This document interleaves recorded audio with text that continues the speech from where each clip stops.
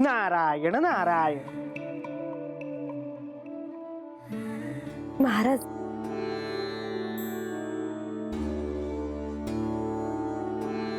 मी तुला आशीर्वाद कसा देऊ आणि काय देऊ? असं का म्हणताय महाराज? एकतर तू श्री खंडेरायांची पत्नी आहेस.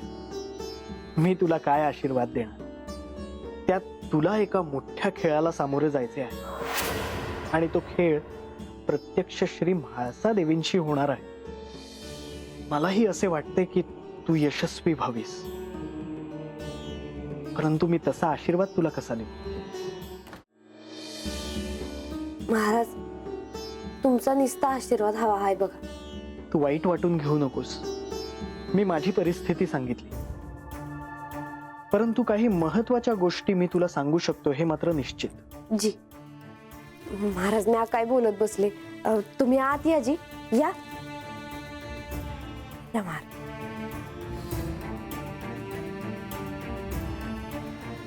या बसा.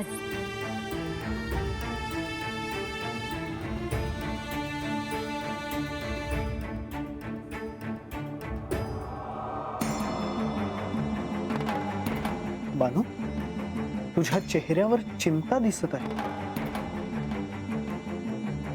काय झाले? महाराज, अहो बाला सारीपाट सापडला. काय? नारायण नारायण. म्हणजे काल रात्रीला देवाला होतं, ते मला सारीपाट खेळायला शिकवत होते आणि ते मला काय बाय सांगत असताना मला भोवळ आली आणि मी पडले. तरी सकाळच्याला मी समज ठेवलं होतं, पर बाला सारीपाट दिसलात.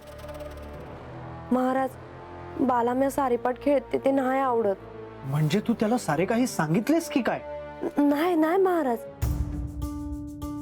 उत्तम. आज नाही तर नंतर न त्याला कळणारच आहे. मी बाला समज सांगून टाकू का? हे तू काय बोलतेस बानू? हे कोणालाही कळता कामा नये आणि अजामेळ असा खेळ करून निर्णय घेण्याच्या विरोधातच जाणार. मी जिंकले तर प्रश्नच नाही, पण मी हारले तर बाला लई वाईट वाटल. का मी एवढी मोठी गोष्ट त्याला सांगितली नाही. हे पहा बानू, तुला या संदर्भात गुप्तता पाळायलाच हवी. हवे तर या संदर्भात तू श्री खंडेरायांशी बोलून घे. जी महाराज, तुम्ही काहीतरी सांगणार होतासा ना? हो, मी आत्ताच श्री म्हाळसा देवींकडे जाऊन आलो. त्यांचा आत्मविश्वास पाहता तुला प्रचंड तयारी करावी लागणार आहे. सर्व काही पणाला लागलं आहे. ही वेळ अत्यंत महत्वाची आहे. त्यामुळे तुला तुझं सारं लक्ष हे सारीपाटाचा खेळ शिकून घेण्यावर केंद्रित करावं लागणार आहे, कारण ते सोपे नाही. पर एवढ्या लवकर मला शिकता येईल होय? का नाही शिकता येणार? आधी हे मनातून काढून टाक की तुला सारीपाटाचा खेळ खेळता येणार नाही. ही एक संधी आहे असा विचार कर.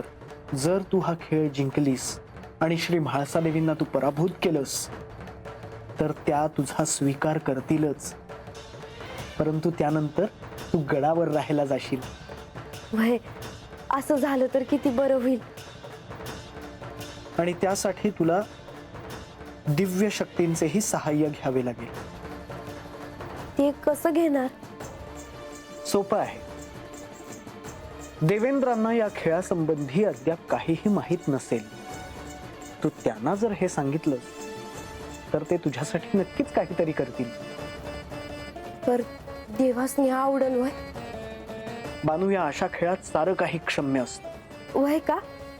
महाराज, मग मी मायला सांगल, कारण ती मला म्हणली होती का काही हवं असेल तर ती हात येईल म्हणून. नारायण नारायण. नाहीतर मी देवेंद्रांना सांगेन